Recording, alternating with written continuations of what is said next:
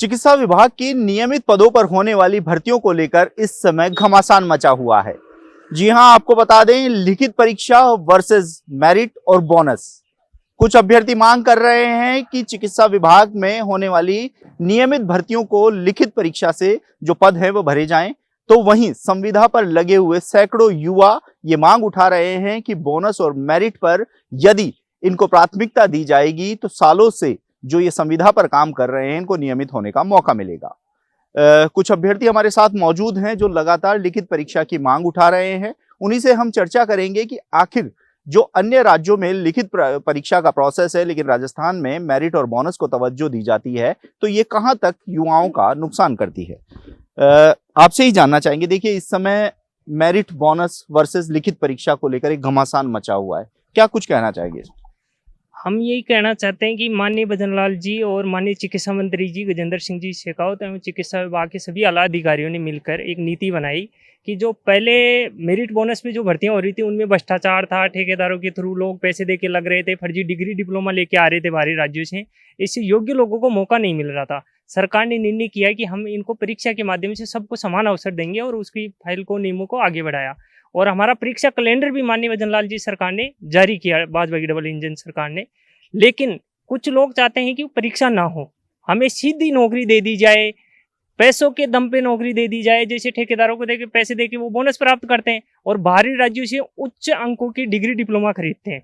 तो हम चाहते हैं सबको समान मौका मिले, परीक्षा के माध्यम से भर्ती हो और सब परीक्षा दे और परीक्षा लेके आए। हम भी कोई सीधी नौकरी थोड़ी, हम भी परीक्षा देंगे। परीक्षा में यदि हमें पास होंगे या जो मार्क्स हासिल होंगे उसके आधार पे नौकरी मिलेगी। हमें ये थोड़ी है कि हमें गारंटी थोड़ी है कि मिल ही जाएगी। हम सीधी नौकरी थोड़ी मांग रहे हैं। अब वो लोग उस चीज़ का विरोध कर रहे हैं। हम चाहते हैं कि परीक्षा के माध्यम से भर्ती हो और जल्द से जल्द नियमों का अनुमोदन हो और शॉर्ट नोटिफिकेशन जारी हो, सिलेबस जारी हो। नियमों का अनुमोदन नहीं होने के कारण हमारा सिलेबस और शॉर्ट नोटिफिकेशन जारी नहीं हो पा रहा है। देखिए, पिछले कुछ दिनों से लगातार ये जो संविदा पर लगे हुए हैं आंदोलन कर रहे हैं, धरने दे रहे हैं। दौसा से जयपुर तक पैदल मार्च भी निकाला। इन युवाओं का कहना है कि सालों से 7,000 के अल्प वेतन पर हम काम कर रहे हैं, तो हमें वरीयता दी जाए, पढ़ाई से अब नाता नहीं रहा है। यदि उनका लिखित परीक्षा होगी तो वह इससे बाहर हो जाएंगे। नहीं साहब, उनके लिए भी सर इन्होंने CSR रूल्स बना दिए। उनमें 5 साल में ये काम करेंगे तो नियमितीकरण का प्रावधान है। दूसरा ये कह रहे कि हमें काफ़ी साल हो गए। काफ़ी साल कहाँ हो गए? 2023 में 27,000 पदों पे, नियमित पदों पे भर्तियाँ हुई है, वो मेरिट बोनस से हुई है। और उनमें जो वो लग जाते, यदि ये लंबे समय से काम कर रहे थे उनमें क्यों नहीं लगे, ये कहाँ चले गए थे? और तीसरी ये कह रहे जैसे कि हम वहाँ से पैदल चल के आ रहे हैं। यदि यही संघर्ष है कि लोग धरने दे के या हौला मचा के या सरकार को बदनाम करके ही नौकरियां मिलेगी, तो फिर हम भी पढ़ाई छोड़ देते हैं, हम भी ये काम करते हैं। हम इतने दिन ये देखते थे कि धरना दे के या हौला मचा के, इसे भीड़ दिखा के नेता बनाया जाता है या एक अच्छा नेता वो माना जाता है कि जो अच्छा धरना कर लेता है या लोगों की भीड़ होती है। लेकिन जब भीड़ से और धरनों से, हल्ला मचाने से ही नौकरी मिलती है, तो फिर हम भी ये पढ़ाई छोड़ देते हैं। जो हमारा संघर्ष नहीं दिख रहा है इनको, 2-2, 3-3 साल से 12-12 बजे तक किताबों में लोग पढ़ते हैं, सरकारी कॉलेजों से पास आउट होके आए हैं, उन लोगों का चयन नहीं हो पा रहा। और जो बाहरी राज्यों से डिग्री डिप्लोमा खरीद के लेके आ रहे हैं उनका चयन हो रहा है। अल्प वेतन की बात कह रहे हैं, 7,000 रुपए में सालों से काम कर रहे हैं। अल्प वेतन की बात ऐसे है, CSR में जो काम कर रहे हैं उनको 20,000 रुपए पेमेंट मिलता है और जो UTP पे कार्यरत हैं उनको 36,000 रुपए पेमेंट मिलता है। तो इनका अल्प वेतन कैसे हुआ? और अल्प वेतन फिर दूसरे जैसे ठेकाकर्मी काम करते हैं तो उसमें भी ये लोग अल्प वेतन नहीं है, ये 3-3, 4-4 लाख रुपए दे के ये ठेकेदारों के थ्रू लगते हैं। यदि इनको ऐसा ही है तो वो 3-4 लाख रुपए कहाँ से आए इनके अल्प वेतन? ये इनको नियमित भर्ती मिल रही है ना, उसमें इसलिए आए हैं क्योंकि बैकडोर एंट्री चाहते हैं ये। और इनको कोई अल्प वेतन नहीं है। जब 36,000 अल्प वेतन होता है कि UTP के थ्रू काम करने वाले सभी को 36,000 रुपए मिलते हैं और CSR के तहत जो लोग हैं उनको 20 से 22,000 रुपए मिलते हैं। बिल्कुल, 20 से 22। कुछ और अभ्यर्थी भी हैं, इनसे भी जानना चाहेंगे। आप क्या कुछ कहेंगे? लगातार संघर्ष कर रहे हैं कि लिखित परीक्षा से ही जो भर्ती है वह की जाए। हमारी माननीय भजनलाल जी और जो भी अधिकारी उनसे यही मांग है कि लिखित परीक्षा से होना चाहिए। ये लोग बोलते हैं कि हमारी उम्र हो गई, हम पढ़ नहीं पाते, या हमारे बच्चे हो गए, या हम ये सब कुछ संघर्ष हम इतने साल से नौकरी कर रहे हैं तो हम नहीं कर पाते। तो उनको ये चीज़ समझनी चाहिए कि जो एक अभ्यर्थी जो प्राइवेट हॉस्पिटल में काम कर रहा है, जो प्राइवेट हॉस्पिटल में काम करे वो भी काफ़ी टाइम से, उनसे भी कम अल्प वेतन में, उनसे ज़्यादा हार्ड ड्यूटी, उनसे ज़्यादा ICU में, क्रिटिकल केयर में काम को लोग कर रहे हैं। ये लोग बोलते हैं कि तुमने कैनुले नहीं देखे। मैं उनसे पूछना चाहूँगा, तुमने कैनुले ही देखे हैं? उन्होंने ओनली कैनुले ही देखे हैं, यही देखे हैं। जो एक जाके आप किसी प्राइवेट हॉस्पिटल में काम करने वाले के जाके पूछो, अगर वो 10,000 की नौकरी कर रहा है तो उसको प्राइवेट हॉस्पिटल को 1 लाख रुपए कमा के देने पड़ते हैं, तब जाके वो 1,10,000 की नौकरी कर पाता है वहाँ पे। वो कितने क्रिटिकल केयर इशू में काम करता है, उनको ये चीज़ों का बिल्कुल अंदाजा नहीं है। और ये लोग बोलते हैं कि हमको तो कि सरकार अल्प वेतन में काम करवा रही है। तो भाई सरकार तुम्हारे घर नहीं गई थी अल्प वेतन में काम करवाने के लिए, तुम सरकार के पास आए, तुमने ठेकेदार को पैसे दे के लगे थे। और ये लोग बोलते हैं ना कि हम एग्जाम दे के लगे हैं, सर इन्होंने एग्जाम दिया ही नहीं है। 2011 के बाद में कोई भी एग्जाम नहीं हुआ। 2017 में जब वैकेंसी आई तो 2018 में परमानेंट हो गए वो लोग। तो हमारे पास कुछ डाटा है, हमने RTI लगाई थी सरकार पे, तो सरकार ने बोला कि समस्त मेडिकल कर्मचारियों के नर्सिंग अधिकारी की कुल संख्या कितनी है। तो उन्होंने बोला कि हमारे पास 1617 ही बंदे हैं जो NHM में लगे हुए हैं, जो 2025 में मार्च में लगे हैं। उनके पास अभी 1 साल का एक्सपीरियंस भी 25 मार्च को होगा। आज की डेट में उनके पास 1 साल का एक्सपीरियंस भी नहीं है, तो लोग किस आधार पे एक्सपीरियंस की मांग कर रहे हैं। और जब सरकार बोल रही है कि जो 108, 104 और NHM 104, 108 और जो भी 108, 104 के कर्मचारी वो हमारे कर्मचारी नहीं है, तो किस आधार पे सरकार को ब्लैकमेल कर रहे हैं वो।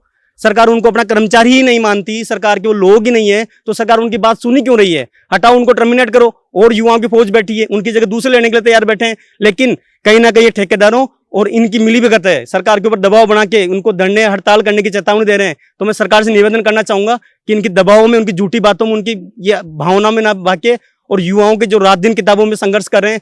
और मैं ये कहना चाहूंगा कि एक आज एम्स नंबर 1 पे क्यों है, क्योंकि एम्स वहां पे क्वांटिटी पे कभी ध्यान नहीं देता, वो क्वालिटी पे ध्यान देता है। अपने यहाँ राजस्थान में ये दिक्कत है, यहाँ पे क्वालिटी पे ध्यान बिल्कुल नहीं दिया जा रहा है। यहाँ पे ओनली क्वांटिटी, भीड़ इकट्ठी कर लो, मजदूर लाके इकट्ठे कर लो। अगर संघर्ष का क्राइटेरिया, अगर कटोरा लेके भीख मांगना ही संघर्ष का क्राइटेरिया रह गया, तो कल 3 लाख युवा आके सड़कों में बैठ जाएंगे कटोरा लेके। अगर पैदल यात्रा लेके भीख मांगने से अगर नौकरी मिल रही है, तो मैं कितने युवाओं को लाके भीख मांग के नौकरी दिलवा दूंगा। भीख मांगने से नहीं, अपनी संघर्ष से, अपनी मेहनत से और अपनी पढ़ाई से नौकरी मिलती है। बिल्कुल, संघर्ष, मेहनत और पढ़ाई बहुत जरूरी है। फार्मासिस्ट अभ्यर्थी भी मेरे साथ मौजूद हैं। आप क्या कुछ कहना चाहेंगे? लगातार सरकार पर दबाव बनाने का कोशिश की जा रही है कि मेरिट और बोनस से ही भर्ती की जाए। सर, जैसा कि हमारी पिछली भर्ती फार्मासिस्ट की 2012 में हुई, वो परीक्षा के माध्यम से कंप्लीट कराई गई। उसके बाद में इन्होंने 2018 में निकाली। उसके बाद में इन्होंने एग्जाम के बेस पे उसका नोटिफिकेशन निकाला। 5 बार उसको आगे खिसकाते हुए बीच में कोरोना आ गया। तो इन्होंने कोरोना का हवाला देके या ठेकेदारों के दबाव में आके इन्होंने, सरकार ने बोला कि 1 टाइम के लिए इसे हम मेरिट और बोनस पे करवा रहे हैं, आगे से तुम्हारी परीक्षा के माध्यम से होगी। हमारे पास उसका DOP भी है कि 1 टाइम के लिए इसे करवा रहे हैं, उसके बाद में तुम्हारी एग्जाम बेस पे ही होगी। तो सरकार से हमें ये निवेदन है कि परीक्षा के माध्यम से भर्ती हो, तो हमारे सभी साथी इसमें परीक्षा में भाग ले पाएँ। और या तो इसमें ठेका के माध्यम से, या तो वो डायरेक्ट 10, 20, 30 बोनस से वो ज़्यादा अंक ला पाते हैं। और परीक्षा के माध्यम से यदि भर्ती होती है तो सभी अभ्यर्थी इसमें बैठ पाएंगे। और या तो वे ठेकेदारों को पैसा दे के इस SMS में या और भी कहीं लग पाएंगे। मेरा खुद का, मैं SMS से पास आउट हूँ, और जब मैं लगने की कोशिश करता हूँ वहाँ, तो ठेकेदार या तो पैसे मांगते हैं, डायरेक्ट ऐसे कोई नहीं लगाते, ना तो कोई एग्ज़ाम, ना कोई इंटरव्यू, कोई ऐसा कोई सिस्टम नहीं है। तो हम जब से तैयारी कर रहे हैं, और मैं खुद अभी एम्स में मैंने एग्ज़ाम दी है, तो वहाँ 100 वैकेंसी या ज़्यादा से ज़्यादा 150 वैकेंसी। अभी मेरी एम्स में 154 रैंक थी, वहाँ भी मेरा सिलेक्शन नहीं हो पाया। तो यदि राजस्थान में एग्ज़ाम बेस पे होगी तो हम सभी का उसमें चयन हो पाएगा। अभी MP में, अभी UP में आई है 560 पदों पर फार्मासिस्ट की वैकेंसी, जो परीक्षा के माध्यम से होगी। और अभी सितंबर में जो MP में वैकेंसी आई थी फार्मासिस्ट की, 316 पदों पर ऐसे वैकेंसी आई हुई है, वो एग्ज़ाम के माध्यम से कंडक्ट हो चुकी है। और यदि 4th ग्रेड की भी राजस्थान में भर्ती परीक्षा के माध्यम से होती है, तो फार्मासिस्ट की भर्ती परीक्षा के माध्यम से क्यों नहीं होती, वो बोनस और मेरिट के आधार पर क्यों होती है। तो हमें सरकार से ये निवेदन है कि वो परीक्षा के माध्यम से भर्ती हो, तो सभी अभ्यर्थी इसमें भाग ले पाएँ और सभी को इसमें लाभ मिले। बिल्कुल, देखिए, परीक्षा से अगर भर्ती होती है तो सभी को एक समान अवसर मिलता है अपनी योग्यता दिखाने का, नौकरी पाने का। लेकिन मेरिट और बोनस की जब बात आ जाती है तो कहीं ना कहीं ठेकेदारों की बाँछें खिल जाती हैं, क्योंकि आगे के लिए उनकी दुकानें और बड़ी हो जाती हैं। ऐसे में दोनों ही धड़े अपनी अपनी मांग उठा रहे हैं। एक तरफ बोनस और मेरिट की मांग हो रही है, तो एक तरफ वो अभ्यर्थी खड़े हैं जो सालों से तैयारी कर रहे हैं और सरकार की ओर आस लगाए बैठे हैं कि वह नियमित भर्ती को लिखित परीक्षा से कराएंगे ताकि सभी को समान अवसर मिले। ऐसे में अब देखना होगा कि आने वाले समय में जो भजनलाल सरकार युवा हितैषी की बात करती है, युवा हितों का ध्यान रखने की बात करती है, वह इस मुद्दे पर क्या फैसला लेती है। आप देखते रहिए एजुकेशन नगरी। मैं हूं ललित वर्मा।